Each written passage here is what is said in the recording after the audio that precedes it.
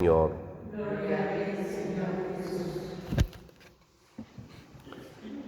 Decíamos hace un instante en el Salmo, muéstranos, Señor, tus caminos.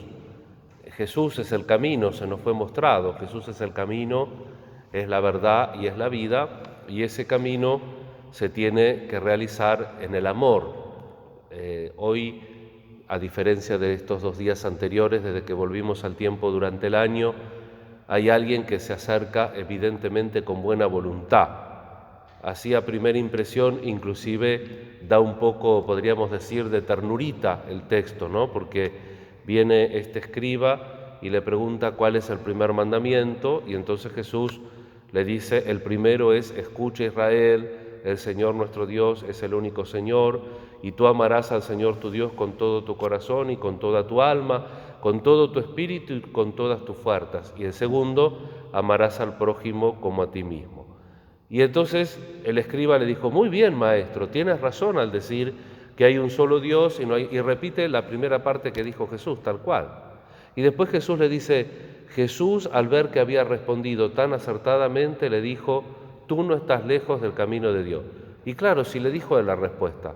Es lo mismo que yo soy un profesor, le hago una pregunta al alumno en el examen y le digo la respuesta. Tal pregunta significa esto. Y el alumno me dice: sí, ¿por qué? Y me repite. Y claro, le tengo que decir: excelente.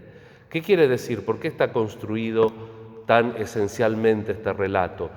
Porque acordémonos que Jesús hablaba en arameo, que era la versión popular del hebreo, que no es abstracto, es concreto. Es decir, lo que Jesús está entendiendo es que este hombre es sincero, que cree lo que dice. Entonces, cuando Jesús da su respuesta, el otro hace suya también la respuesta, y por eso Jesús le dice: has respondido acertadamente, porque te estás creyendo lo que decís. Y esto es muy importante, hermanos, en el ámbito de la fe. Y precisamente, como decíamos en el Salmo, es el camino del Señor, el camino del amor en esta doble dirección, en la dirección a Dios y en la dirección al prójimo. Son como las dos caras de la misma moneda. No nos olvidemos que en la época de Jesús, de los mandamientos se habían hecho un montón de preceptos, y entonces siempre se discutían cuál era el precepto más grande. Había 248 preceptos positivos y 365 preceptos negativos. Entonces, los maestros, según cada escuela, si era más laxa, menos laxa, cada escuela era la disputa a ver cuál de todos esos preceptos que salían de la Torá, los 248 positivos y los 365 negativos, cuál de eso era más importante. Es decir, que aquí la pregunta con buena voluntad hecha por este escriba está dentro de una discusión habitual dentro del judaísmo que se vivía en la época de Jesús.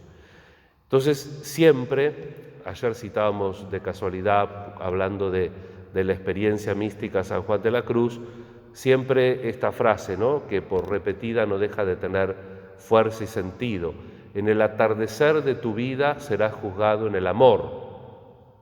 No el amor sentimiento, no en el amor proceso neurológico, químico, biológico que tenemos como organismos humanos, sino en este amor que no se apoya en lo que siento, no se apoya en alguna cualidad del sujeto amado, sino que se apoya en la voluntad, amar a Dios y amar al prójimo.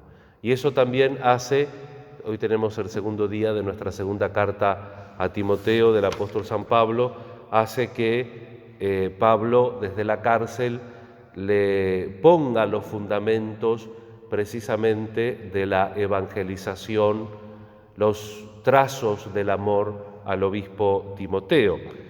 Y lo hace con la mayoría de los expertos de la Biblia dicen que este es un himno cristológico: acuérdate de Jesucristo, que de hecho nosotros también lo tenemos como canción. Acuérdate de Jesucristo resucitado de entre los muertos. Él es nuestra salvación. Si vivimos con Él, moriremos con Él. Si nosotros somos fieles, Él permanece fiel, porque no puede desmentirse a sí mismo. Y precisamente estas son las características del amor: permanecer en lo que meditábamos en el capítulo 17 de Juan, permanecer en, ser fiel, no, vuelvo a decirlo, centrado en la cualidad del otro, sino centrado en la voluntad de que hay que amar. Y cuando nosotros lo tomamos en serio, nos puede pasar como Pablo, que tendremos que lidiar con algún sufrimiento. Pablo, en este momento, cuando escribe esta carta, está preso, lo dice a cada rato. Sufro, dice, sufro para que la palabra no esté encadenada. Ama para que la palabra no esté encadenada.